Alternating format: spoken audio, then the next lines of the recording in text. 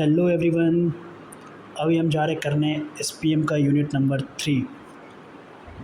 इसमें जो सबसे मोस्ट इम्पॉर्टेंट टॉपिक हमारा वो है पॉट टेक्निक, PERT। वो इसका मतलब होता है program evaluation and review technique. ये एक प्रोजेक्ट मैनेजमेंट टूल है जो कॉम्प्लेक्स प्रोजेक्ट के प्लानिंग एंड शेड्यूलिंग के लिए यूज़ किया जाता है। मतलब जो भी प्रोजेक्ट्स हम बनाते हैं उसके जो भी प्लान्स है, शेड्यूलिंग का मतलब टाइम से रिलेटेड जो भी टाइम एस्टिमेशंस होते हैं उनके लिए यूज़ किया जाता है ये। इसका जो मेन फोकस होता है वो टाइम एस्टिमेशन पर होता है। मीन्स एक प्रोजेक्ट कितने टाइम में कंप्लीट होगा, मतलब completion time of the project. इसमें कौन कौन से कंपोनेंट्स है जैसे कि इवेंट्स या माइलस्टोन्स, ये प्रोजेक्ट के मेजर पॉइंट्स होते हैं जहाँ एक सिग्निफिकेंट प्रोग्रेस होती है, लाइक स्टार्ट ऑफ टास्क और एंड ऑफ टास्क। जो भी कोई इवेंट स्टार्ट होता है या बंद होता है उसके बारे में है। दूसरा हमारा है एक्टिविटीज़। ये वो टास्क होते हैं जो इवेंट्स के बीच परफॉर्म किए जाते हैं। एक्टिविटीज़ का मतलब होता है जो भी इवेंट्स के बीच में जो परफॉर्म किया जाता है, दो इवेंट्स के बीच में जो भी कोई एक्शन परफॉर्म करता है उसको एक्टिविटीज़ कहते हैं। डिपेंडेंस का मतलब होता है डिपेंडेंसीज़ का मतलब होता है कि some activities only starts when the previous one will complete.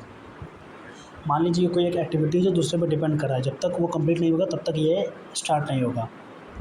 मतलब इट शोज़ द सीक्वेंस को शो करता है। फिर आता है time estimation in parts. Time estimates in part. Part में 3 टाइप के टाइम एस्टिमेशन लिए जाते हैं। पहला है ऑप्टिमिस्टिक टाइम।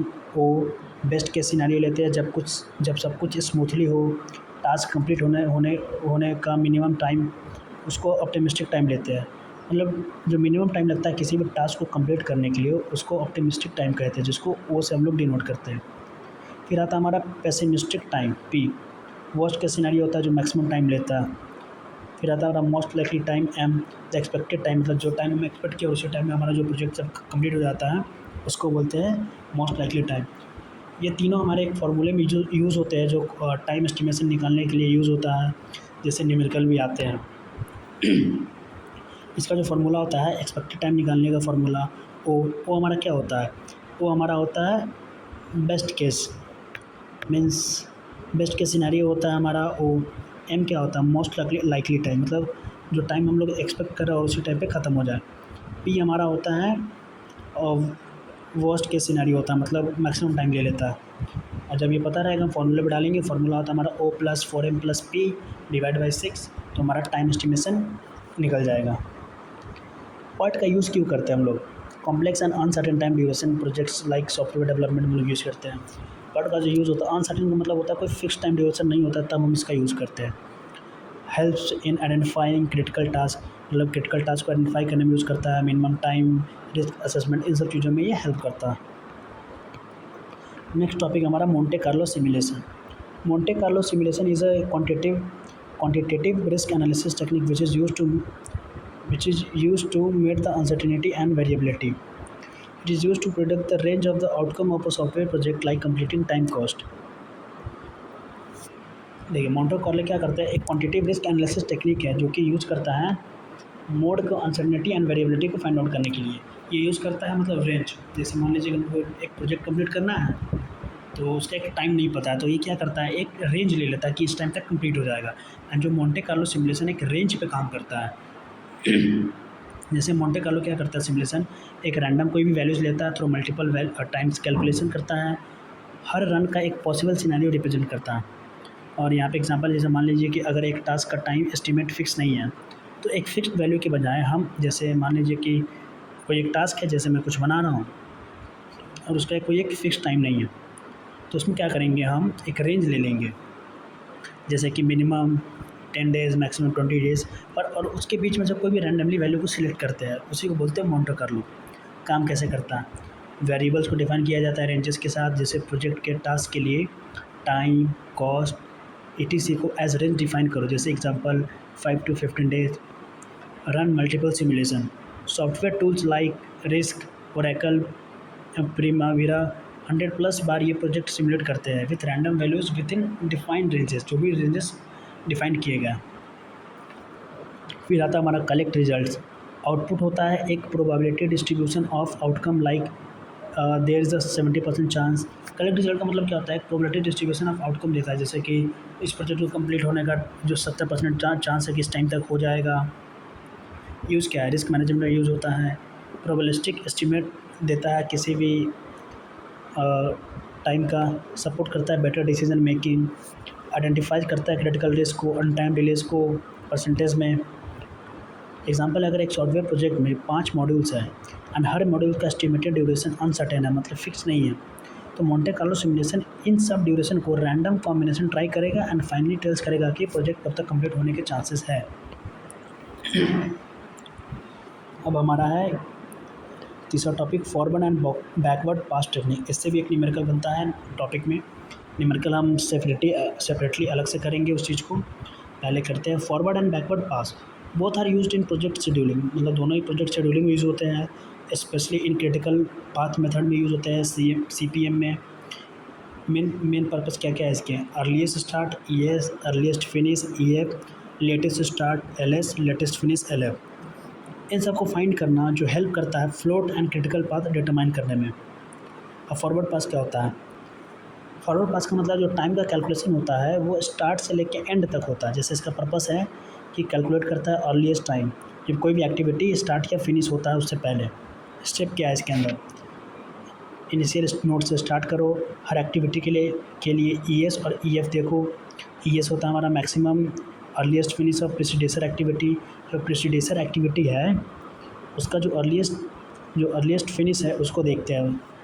फिर जो अर्लीस्ट फिनिश हमारा वो देखते हैं अर्लीस्ट स्टार्ट प्लस ड्यूरेशन, जो भी टाइम लगने वाला है। यूज़ क्या होता है, it tells that when the project will complete early. ये हमें बताता है कि जो प्रोजेक्ट है कितना जल्दी ख़त्म हो जाएगा, मतलब बन जाएगा। फिर आता है हमारा backward pass, calculation of time from end to start. इसमें क्या करते हैं, जो टाइम का कैलकुलेशन होता है वो एंड से होता है।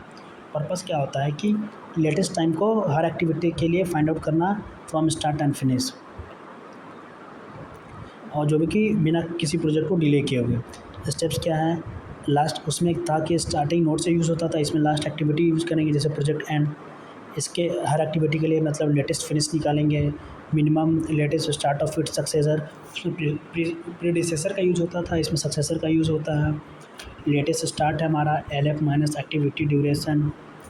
गोल, इसका जो गोल है find out how much flexibility there is in starting each activity, मतलब हर एक्टिविटी को स्टार्ट करने में कितने फ्लेक्सिबिलिटीज़ आते हैं उन सबको फाइंड आउट करता है हमारा ये।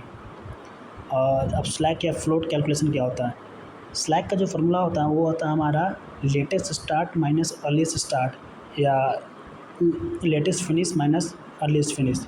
अगर स्लैक 0 है इसका मतलब एक्टिविटी क्रिटिकल है।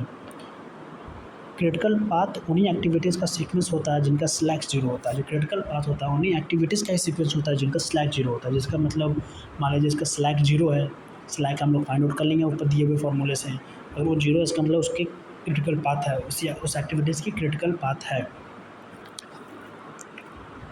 अब इस क्वेश्चन में दिया हुआ है कि एक्टिविटी दिया हुआ है, ड्यूरेशन दिया हुआ है, प्रीडिसेसर दिया हुआ है, अर्लीस्ट स्टार्ट दिया हुआ है, अर्लीस्ट फिनिश दिया हुआ है, लेटेस्ट स्टार्ट दिया हुआ है, लेटेस्ट फिनिश दिया हुआ है, स्लैक दिया हुआ है। जैसे क्रिटिकल पाथ A से B, मतलब A से B हम लोग नहीं जा सकते, क्रिटिकल पाथ है एक तरीके से। और C के पास है स्लैक 2 स्लैक है, बाकी AB के पास 0 है। इसका मतलब है कि ये हमारा क्रिटिकल नहीं है। AB क्रिटिकल इसलिए है क्योंकि ये 0 है, और यहाँ पे कहा गया है कि जिसका स्लैक 0 होता है वो क्रिटिकल पाथ होता है। अब हम पढ़ते हैं जो कि मोस्ट इम्पॉर्टेंट टॉपिक है इस यूनिट में, critical path method. Critical path method CPM is a project scheduling technique. ये प्रोजेक्ट शेड्यूलिंग टेक्निक है जो यूज़ किया जाता है longest sequence of dependent activities को आइडेंटिफाई करने के लिए, जो डिटरमाइन करेगा कि मिनिमम प्रोजेक्ट ड्यूरेशन क्या होगा। इसके अंदर आता है पहले एक्टिविटी क्या होता है, टास्क। कोई भी प्रोजेक्ट में जो टास्क होता है उसको एक्टिविटी कहा जाता है। फिर आता है डिपेंडेंसीज, एक्टिविटी जो अदर एक्टिविटी से पहले या बाद में हो। जैसे मान लीजिए कोई एक्टिविटीज़ एक दूसरे पर डिपेंड कर रहा है, जब तक पहले वाला ख़त्म नहीं होगा तब तक दूसरा एक्टिविटी स्टार्ट नहीं होगा। फिर आता है नेटवर्क डायग्राम एक तरह का विजुअल रिप्रेजेंटेशन है सभी एक्टिविटीज़ का और उनको डिपेंडेंसीज की, मतलब सारे एक्टिविटीज़ जो हमारे वो कैसे एक दूसरे से डिपेंडेंट है। फिर आता है critical path, the longest path in the network. Critical path का मतलब होता है जो लॉन्गेस्ट पाथ होता है हमारा नेटवर्क में, डिटरमाइन करता है शॉर्टेस्ट टाइम जहाँ पे प्रोजेक्ट को कंप्लीट किया जा सकता है। फ्लोट या स्लैक क्या होता है, फ्लोट या स्लैक जो होता है एक्स्ट्रा टाइम होता है किसी भी एक्टिविटी में लिया जाता है बिना किसी प्रोजेक्ट के डिले में। फिर आता है project pass, forward pass and backward pass. ये हमने पढ़ा ही था कि अर्लीस्ट एंड लेटेस्ट टाइम को फाइंड आउट करने के लिए यूज़ होता है। Step two find critical path, मतलब क्या क्या स्टेप्स एक्टिव क्रिटिकल पाथ को फाइंड आउट करने के लिए। पहला है कि जितने भी एक्टिविटीज़ उन सबको लिस्ट कर लेंगे along with their duration and dependencies. एक नेटवर्क डायग्राम बनाएंगे कैसे कनेक्टेड है एक दूसरे से। परफॉर्म फॉरवर्ड पास, मतलब फॉरवर्ड पास परफॉर्म करेंगे, जो फार्मूला है वो लगाएंगे। बैकवर्ड पास को परफॉर्म करेंगे। उसके बाद जब हमारा एल और ES और EF ये सब निकल जाएगा तो हम फ्लोट स्लैक को कैलकुलेट करेंगे। कैलकुलेट करने के बाद जो भी क्रिटिकल पाथ होगा, मतलब जिसका स्लैक 0 होगा वो क्रिटिकल पाथ होगा। सीधी सी बात है, फाइंड आउट कर लेंगे हम लोग। इसका इंपॉर्टेंस क्या है, ये दिखाता है, क्लियरली शो करता है प्रोजेक्ट का ड्यूरेशन, आइडेंटिफाई करता है क्रिटिकल एक्टिविटीज़ जो कि डिले नहीं हुए हो। रिसोर्स एलोकेशन में और रिस्क मैनेजमेंट में हेल्प करता है। Aids in project control and monitoring, मतलब प्रोजेक्ट कंट्रोल और मॉनिटरिंग में भी मदद करता है। अब हमारा risk management and planning. Risk management एक ऐसा प्रोसेस है जिसमें हम प्रोजेक्ट के पॉसिबल प्रॉब्लम्स, मतलब रिस्क को पहले ही आइडेंटिफाई, एनालाइज एंड कंट्रोल करते हैं ताकि उनका इम्पैक्ट मिनिमम हो जाए। रिस्क मैनेजमेंट एक तरह का वैसे है जैसे मान लीजिए कोई प्रोजेक्ट बना रहे हैं तो उसमें क्या क्या प्रॉब्लम्स आ सकती है उन सबको आइडेंटिफाई करते हैं, फिर उसको एनालाइज करते हैं, फिर उसको कंट्रोल करते हैं ताकि जो उसका इन फ्यूचर जो आने वाला इम्पैक्ट है वो कम हो जाए। अब रिस्क होता क्या है, रिस्क का मतलब होता है अनएक्सपेक्टेड सिचुएशन जो प्रोजेक्ट के गोल्स जैसे कि टाइम, कॉस्ट, क्वालिटी को निगेटिवली अफेक्ट करे। एग्जाम्पल में जैसे incomplete project, delay in project, bugs and important modules. अब रिस्क मैनेजमेंट के प्रोसेस क्या क्या है। पहला है कि रिस्क को आइडेंटिफाई करेंगे, कौन कौन से रिस्क है, उस रिस्क को एनालाइज करेंगे, जो भी रिस्क ज़्यादा है उसको प्रायोरिटाइज करेंगे, फिर टीम से मिलके उसको जो भी प्रायोरिटाइज हमारा रिस्क है उसका प्लानिंग करेंगे। प्लानिंग करने के बाद रिस्क को मॉनिटर और कंट्रोल करेंगे। इंपॉर्टेंस ऑफ रिस्क मैनेजमेंट, मतलब रिस्क मैनेजमेंट का इंपॉर्टेंस क्या है। जैसे कि project delays and cost overrun, project delay हो जाता था या कॉस्ट ओवररन, मतलब जो भी हमारा बजट है उससे ऊपर चला जाना, उन सबसे ये प्रोटेक्ट करता है। क्लाइंट के कॉन्फिडेंट को फील होता है, मतलब कॉन्फिडेंट फील होता है, मतलब जो भी हमारा क्लाइंट है और कोई बग्स होंगे नहीं तो उनको अच्छा फील होगा। Better planning and decision making करता है ये हमारा रिस्क मैनेजमेंट, ताकि आने वाले फ्यूचर्स में जो भी हमारा सॉफ्टवेयर प्रोजेक्ट है उसमें कोई भी दिक्कत ना हो। फिर हमारा आता है प्रोजेक्ट शेड्यूल। प्रोजेक्ट शेड्यूल होता क्या है, प्रोजेक्ट शेड्यूल एक डिटेल्ड टाइम बेस्ड प्लान होता है जो बताता है कि कौन सा टास्क कब स्टार्ट एंड फिनिश होगा। प्रोजेक्ट शेड्यूल का मतलब होता है एक टाइप का टाइम ड्यूरेशन कि प्रोजेक्ट को बनने में कितना टाइम लगेगा, कब स्टार्ट हुआ, कब ख़त्म होगा, इन सब चीज़ों को दिखाता है। And in which order it will complete, and किस ऑर्डर में ये ख़त्म होगा, बनेगा, मतलब पूरा। पर्पस क्या है प्रोजेक्ट शेड्यूल का, प्रोजेक्ट के टाइम पर कंप्लीट करने के लिए रोड मैप देता है, मतलब ये it's provide the road map for the completion of project. Every team members knows their role and timeline, मतलब हर टीम मेंबर्स अपना रोल जानते हैं, उनको किस समय पे क्या करना है वो सब भी उनको पता होता है। Helps in managing delays and tracking progress, ये हेल्प करता है कि प्रोजेक्ट डिलेज को मैनेज करना, जो भी प्रोग्रेस है उनको ट्रैक करना। अब टेक्निक कौन कौन से यूज़ होते हैं, गैंट चार्ट यूज़ होते हैं, एक हॉरिजॉन्टल बार चार्ट होती है, विजुअल रिप्रेजेंटेशन होता है टास्क बार का, और टाइम के कंपैरिजन में इसको आगे अच्छे से देखेंगे डिटेल में। नेटवर्क डायग्राम जैसे कि PERT, CPM हम लोग यूज़ करते थे, टास्क के बीच में डिपेंडेंसी शो करता था। Work breakdown structure, break the task in small parts. Work breakdown structure का मतलब है जो भी टास्क है उनको छोटे छोटे पार्ट्स में बांटो, और ये मदद करता था एस्टिमेशन एंड शेड्यूलिंग में, तो छोटे छोटे पार्ट्स को बांट के छोटे छोटे टाइम में उनको कंप्लीट करते जाओ। अब शेड्यूल के कौन कौन से कंपोनेंट्स हैं, पहला टास्क या एक्टिविटी जो काम करते हैं जैसे कि मॉड्यूल्स, टेस्टिंग, ये सब।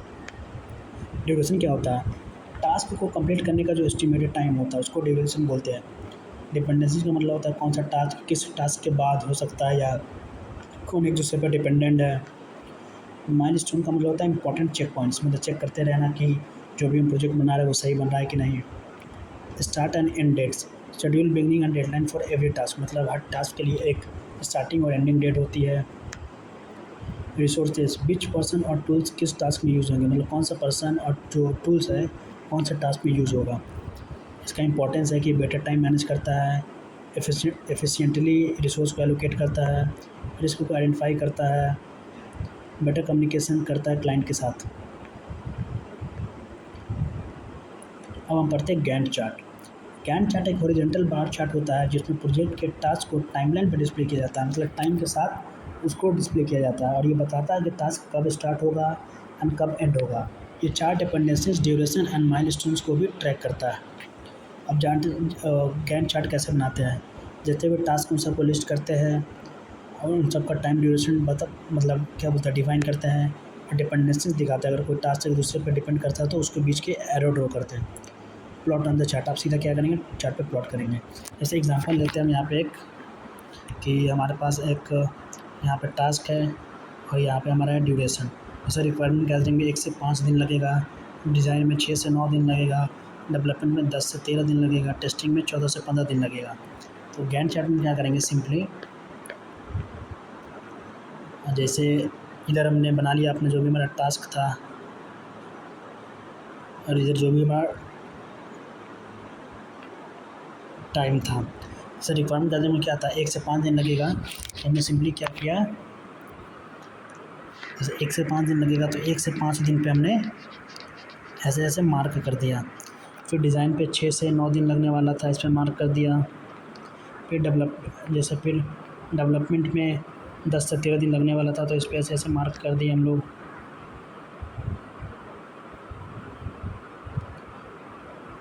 मार्क कर दिए ऐसे।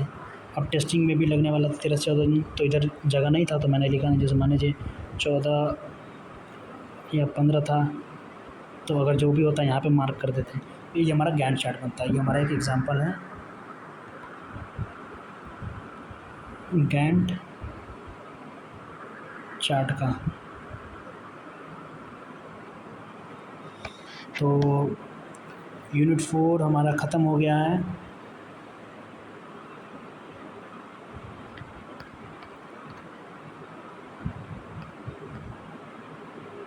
सॉरी, यूनिट 4 नहीं, ये हमारा यूनिट 3 था। यूनिट 3 कंप्लीट हो चुका है। इसमें अब जल्दी यूनिट 1, 2, 4, 5 लाई जाएगी। यूनिट 3 इसलिए कराया क्योंकि इसमें न्यूमेरिकल भी थे और न्यूमेरिकल के जो पार्ट होंगे अलग से, जितने भी न्यूमेरिकल है एसपीएम में सारे का वीडियो अलग से दे दूँगा। तब तक के लिए बाय, मिलते हैं अगले वीडियो में।